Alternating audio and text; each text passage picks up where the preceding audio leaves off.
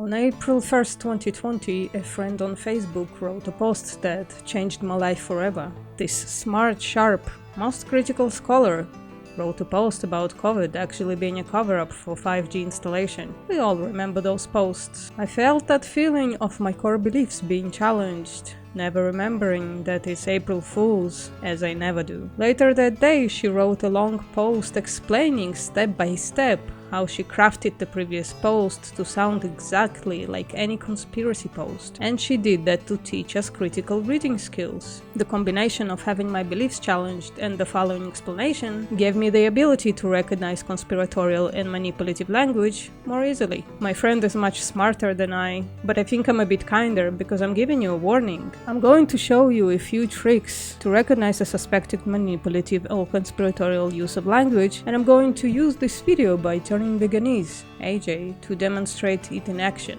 If you don't know, in this video AJ accuses lifting legal logic, also known as LVL or Danny, of being a welfarist. Full disclosure, I'm not accusing AJ of trying to manipulate you or create a conspiracy theory. I think some people just talk and think this way. It's plausible that this is an innocent attempt to defend animals the best way he can, but the language is still worthwhile to talk about, because it can prompt you to apply skepticism. Let's begin. AJ starts by presenting a screenshot of LVL's story on Instagram. What you're seeing here it was a post by Lifting Vegan Logic. He posted this on his Instagram page. Then AJ proceeds to talk about how Danny himself posted this. This tactic is used to gain immediate credibility. If the accused posted this himself, then surely AJ is correct in his accusation. You can see very clear, Lifting Vegan Logic. You can see the stories, the tabs. So this was in his stories on Instagram. He posted this thing. Then the accusation comes forth. He tried to defend himself, saying he's not a welfarist. Dude, you're saying I'm not a welfarist and then proceed to say welfarist things. That's the equivalent of the guy who goes, well, I'm not a racist, but whatever follows after that is going to be a racist statement. And I'm not a homophobe, but whatever follows, a homophobic statement. So it's the same thing. I'm not a welfarist, but, well, we'll see about it. We've yet to analyze the post, but the accusation is already well defined and cemented, and compared to other well-known concepts. I think this is prompting you to make up your mind already and engage in a biased listening from now on. Then he proceeds to read out the post with almost no added commentary. I've replaced it for brevity. Here's what LVL's reply is. In regards to the egg thing, I didn't advocate for welfarism. I said I have no issue with somebody who runs a sanctuary eating eggs assuming the hen doesn't want them, and the eggs will rot otherwise. I hold the same position with you eating their shit. Some sanctuaries use animals' feces for composting. Same reasoning applies. And the same reasoning goes for a feather that naturally falls on the floor. If someone wants to use a feather on the floor for art, that's fine. Then AJ gives Danny a new nickname. Well, Mr. Vegan Logic, or should I say grifting, welfarist E-Logic. The most known person who uses this tactic is Donald Trump. But you know, this poor, pathetic, low-energy guy. So I'm looking at little Marco and I say, man, there's something happening with him. Little rocket man. Trump uses it to create an other with a bias baked into the nickname. An other is created to unify us against somebody. It's also there to mock and denigrate, of course. I think AJ uses it for the latter, and for laughs. Care to explain? I'm going to attempt to explain on Danny's behalf, but first... Then he proceeded to mock this person, because in the post, he proceeded to make fun of this person, saying that he was the one who makes vegans look crazy. Although I don't necessarily agree with Danny's response, I think I should address the actual comment that states, everything you just described is exploitation, which vegans are against. You thinking it's okay to exploit someone since they're happy is you advocating for welfarism. Well, this depends on what is meant by exploitation and welfarism. Back when I looked like this, I shot my animal rights at the baseline video right here, so it's fitting that I come back to this set to talk about welfarism. In ethics, welfarism is a theory that well-being, meaning what is good for someone or what makes a life worth living, is the only thing that has intrinsic value. In animal welfare, that translates into the following: if we can give animals a good life and kill them as humanely as possible, then it's okay to exploit and slaughter them. In practice, it's even worse. On this channel I talked a few times about my favorite welfarism organization, the Humane Slaughter Association, and about their guides and policies on how to grind their chicks alive and what a slaughter process should look like. It's clearer in human context. Welfarism is about giving slaves better living conditions, but keep their status as slaves, and abolitionism is about freeing the slaves and giving them rights. A rights-based approach is baked into abolitionism in my opinion, but what are we trying to abolish? Would slavery abolition mean that the former slaves can never be hired to do a job or asked to do a favor? Are we trying to abolish any interaction with them, or is it exploitation of them?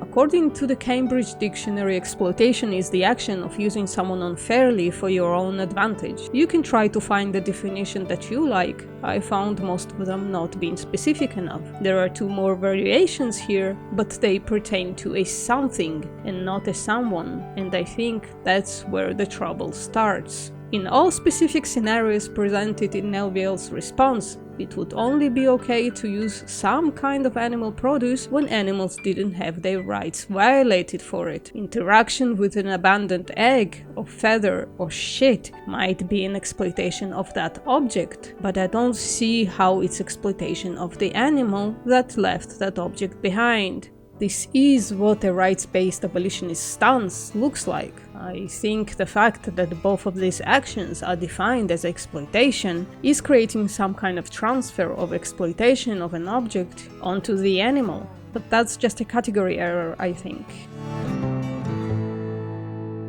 AJ says, if this isn't proof enough that he, meaning LVL, is a welfarist, then I don't know what is. If this isn't proof enough that he's a welfarist, I don't know what is. This is meant to undermine your own impressions of the text and replace it with confidence in the claim that Danny is indeed a welfarist. Please notice, up to this point, there is no definition of welfarism from AJ, or any actual comment on Danny's reply. The only thing AJ emphasized is this. And the same reasoning goes for a feather that naturally, pay attention to this word, naturally, very important, falls on the floor. And I don't know what this was supposed to emphasize. We are left guessing and putting in our own interpretations, which is the point of this kind of unguided, non-specific reading. There is a feeling of emphasizing the places we're supposed to derive our conclusions from, but the conclusion was already given to us, and no evidence of that conclusion was underlined or specified. This is kind of, this is the mentality that we need to do away with, this reward system mentality that we have, that somehow if we rescue these animals, now we're entitled to their bodies or their secretions or something, like they owe us anything. They don't owe us anything. We owe them everything. We've taken everything from them. We've taken their lives, their homes, their family members, their secretions, their everything, their body parts. We take everything from them. Their entire life belongs to us, basically. And we're gonna go out of our way to find loopholes in this thing and try to see which animal can we use and how. No, absolutely not. That's inconceivable. It's absolutely ridiculous, this kind of mindset. I agree, this would be a terrible mindset for a vegan to think that you deserve a reward from an animal for saving them. But where is the evidence that this is the mindset that LVL has? I'd say his mindset seems to be the opposite. He compares the egg to shit. AJ is assigning this description of presumably a carnist mindset to Danny's position, and then proceeds scolding him for it. This is all a straw man and a poor attempt at mind reading. The proper thing would be to ask Danny to clarify why he thinks it's fine to eat this egg. Oh wait, we already have that information, because in his live response to Sofia Esperanza, the same live from which all this shitstorm started, Danny defined veganism as opposing rights violations many times. Here's one. Yeah, she said that animals are at the epicenter of veganism, which, I mean, in a way, I guess, yeah, like, veganism is about protecting the rights of animals, so yeah, I guess. I mean, Another strawman from AJ. But we're the crazy ones. I'm the crazy one because I don't want to use animals anymore for anything. This is a common tactic. I call it an assumption snowball. Here are the facts. In the carnist world, one of the ways humans use animals is to produce eggs. The egg industry entails rights violations, therefore eggs are the result of exploitation of animals, and animal exploitation is not vegan. But then, the exploitation of the hen is assumed as an integral part of any egg, and every scenario of an egg that didn't come from rights violation is discarded based on this assumption. So Danny's scenario is skipped over altogether to get to a conclusion from a different scenario to confirm the conclusion that all eggs entail rights violations. This is a straw man because Danny also thinks you shouldn't use animals. It's just that he doesn't extend that lack of use to a discarded egg that wasn't produced as a result of rights violations. So this is very dangerous what he's saying here, because this leads to non-vegans who are already confused by everything vegans say. They're going to think, oh look, this vegan is saying that some eggs are fine to eat. You see? You think they're not going to exploit this loophole? Or the further thing? You think they're not going to exploit this in any way? This is a shift of not only the subject, but of blame as well. Now Danny should be held responsible for the conclusions of non-vegans from his very clear stance. I mean, I guess if the assumption snowball goes one way, it can go the other way as well. But I don't think Danny should stop talking, because bad faith actors can misinterpret him. The rest of the video is a repetition of the same concepts, assumptions, and tactics, in my opinion. I, of course, encourage you to listen to the entire video, but for our exploration of language, let's just skip to the end to a final suspected manipulation tactic. You want proof? Here's your fucking proof! Here's your fucking proof! Now, grab it and shove it up your ass! I'm done with this bullshit. I have been AJ. This is Turning Veganese. Stop hurting animals once and for all. I, of course, can't know for sure. This could be an absolutely genuine meltdown. Even if it is, it's worth knowing that this exists as a manipulation tactic. Expressing rage and high emotional distress to make a point stronger is supposed to signal to us that the person is sincere. It's very effective. That cry at the end, "Stop abusing animals," seals the accusation in place. It's directed at Danny and whoever asked for evidence of that accusation, which brings me to my next and final point. Can't wait for Turning Veganese to provide evidence about LVL. Okay, let's talk about this thing, being at least an endorser of welfarism. Michael asks you, well, I must ask you a question, Michael.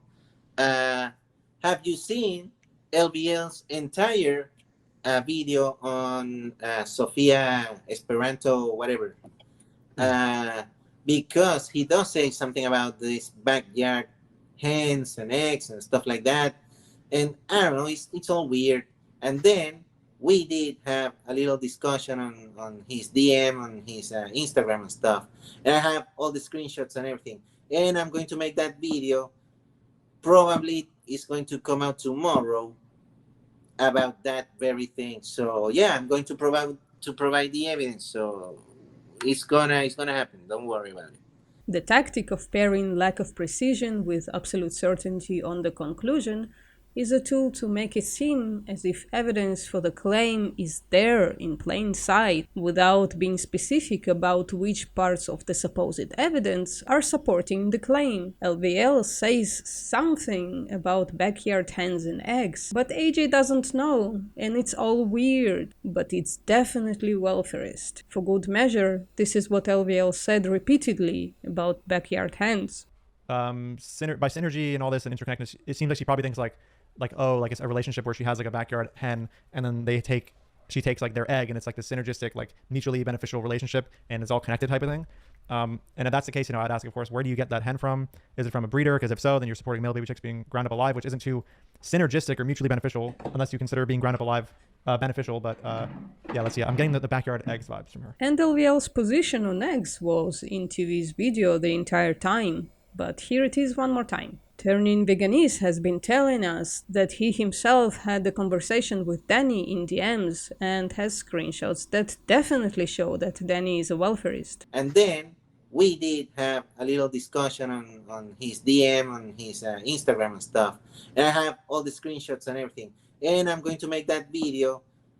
Probably it's going to come out tomorrow. But none of those screenshots got into the video or anywhere else publicly. And what was used instead is this public post of a conversation with someone else. But the text, the blue text, is what he answered some other person that was confronting him on his... I could speculate here and assume the worst about AJ's motivations, but I pride myself in using the evidence I have and not assuming the worst of people until I have substantial evidence for it.